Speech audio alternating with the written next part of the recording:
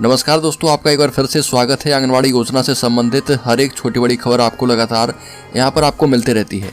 दोस्तों, आज के इस वीडियो में हम आपको प्री प्राइमरी में आंगनवाड़ी बहनों को टीचर बनाए जाने को लेकर बहुत ही जरूरी बिंदुओं के बारे में आपको जानकारी देने वाले हैं, क्योंकि इस मुद्दे पर बात कोई भी नहीं कर रहा। वीडियो में और भी आगे बढ़े उससे पहले अगर आपने अभी तक इस चैनल को सब्सक्राइब नहीं करके रखा है तो चैनल को सब्सक्राइब जरूर कर लें और बेल आइकॉन को दबा लें। तो दोस्तों, आपने अभी तक कितनी वीडियो देखी होगी और कितने ही महत्वपूर्ण पत्रों के बारे में जानकारी ली होगी।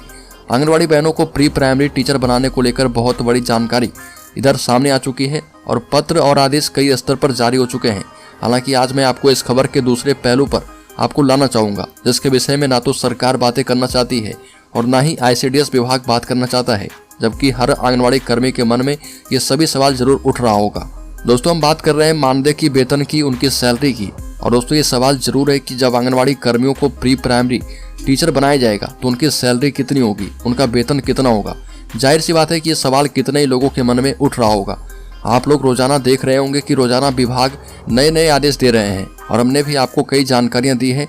आंगनवाड़ी कर्मी को प्री प्राइमरी शिक्षक बनाने को लेकर ट्रेनिंग की प्रक्रिया भी अब कई राज्यों में तेज हो चुकी है। साथ ही इसमें आंगनवाड़ी कार्यकर्ताओं की शैक्षिक योग्यता भी इसमें देखी जा रही है।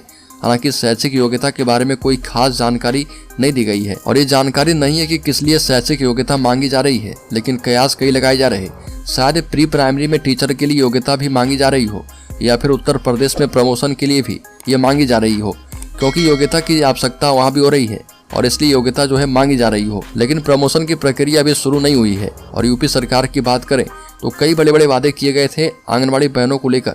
ये भी कहा गया था कि 120 दिनों के अंदर मानदेय बढ़ा देंगे, लेकिन किया नहीं गया। प्रमोशन प्रक्रिया जल्द से जल्द पूरी हो जाएगी, लेकिन नहीं हुआ।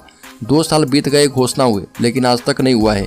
और अब आ रहा है कि आंगनवाड़ी कर्मी को प्री प्राइमरी टीचर बनाने को लेकर आदेश जो है लगातार जारी हो रहे हैं। अभी कुछ दिनों पहले हमने ये खबर बताई थी कि आंगनवाड़ी बहनों को प्री प्राइमरी टीचर बनने में भी TET की योग्यता रखने के लिए सरकार आदेश देने की तैयारी कर रही है, क्योंकि अब प्री प्राइमरी में जो टीचर बनेंगे उन्हें भी टीचर बनने में प्री प्राइमरी करने की आवश्यकता अनिवार्य किया जा सकता है। लेकिन कयास यही लगाए जा रहे हैं कि शायद टीचर की योग्यता के लिए ही प्री प्राइमरी में TET की मांग की जा रही हो, या फिर यूपी में प्रमोशन को लेकर भी शैक्षिक योग्यता की आवश्यकता थी, उसको लेकर भी TET योग्यता मांगी जा रही थी, तो हो सके वहां मांगा जा रहा हो। हालांकि प्रमोशन की प्रक्रिया अभी शुरू भी नहीं हो पाई है। यूपी सरकार की बात करें तो यहाँ की सरकार ने कई वादे किए थे आंगनवाड़ी बहनों को लेकर। घोषणा की गई थी कि 120 दिनों के अंदर मानदेय बढ़ाएंगे और 10,000 रुपये कर देंगे, लेकिन नहीं हुआ। प्रमोशन प्रक्रिया जल्द से जल्द पूरी हो जाएगी और 2 साल बीत गए, घोषणा किए गए, लेकिन आज तक ये नहीं हुआ है। और अब आ रहा है प्री प्राइमरी के टीचर बनाने का आदेश। अब प्री प्राइमरी टीचर बनने में भी TET की योग्यता को मान्य कर दिया जाएगा और इसको लेकर तैयारी सरकार की तरफ से की जा रही थी। ट्रेनिंग प्रक्रिया भी अब तेज हो रही है और ये एक अच्छी पहल है कि आंगनवाड़ी बहनें प्री प्राइमरी टीचर बन जाएगी। लेकिन एक बात का जिक्र इसमें शुरू से नहीं हो रही है कि आंगनवाड़ी बहनों को प्री प्राइमरी टीचर बनाने के बाद वेतन कितना दिया जाएगा और इसमें वेतन क्या होगी। क्या सरकार इन्हें अस्थायी कर्मचारी बनाएगी और क्या इन्हें भी सरकारी टीचर की तरह वेतन भत्ता दिया जाएगा। इस सवाल की स्पष्टता ना ही विभाग स्पष्ट करता है और ना ही सरकार के द्वारा इस पर स्पष्ट किया जाता है। एक बात ये मान लेते हैं कि आप आंगनवाड़ी बहनों को प्री प्राइमरी टीचर बना भी देंगे, तो क्या ये सच है कि आदेश भी पिछली घोषणाओं की तरह हो रही है?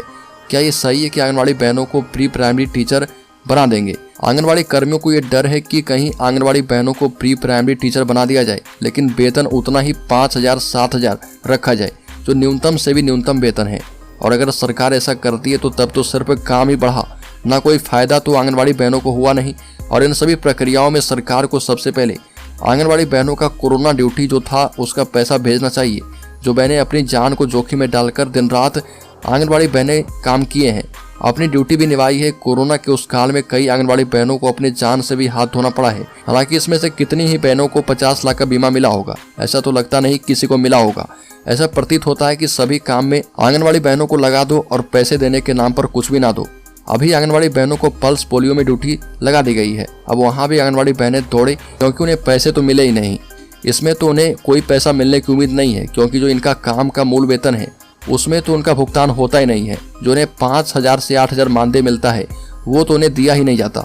एक और सवाल है कि जब आप प्री प्राइमरी का टीचर आंगनवाड़ी बहनों को बना देंगे तो क्या जो और विभागों के काम दिए जाते हैं आंगनवाड़ी बहनों को, तो क्या वो नहीं मिलेंगे? उनको जिम्मेदारी नहीं दी जाएगी?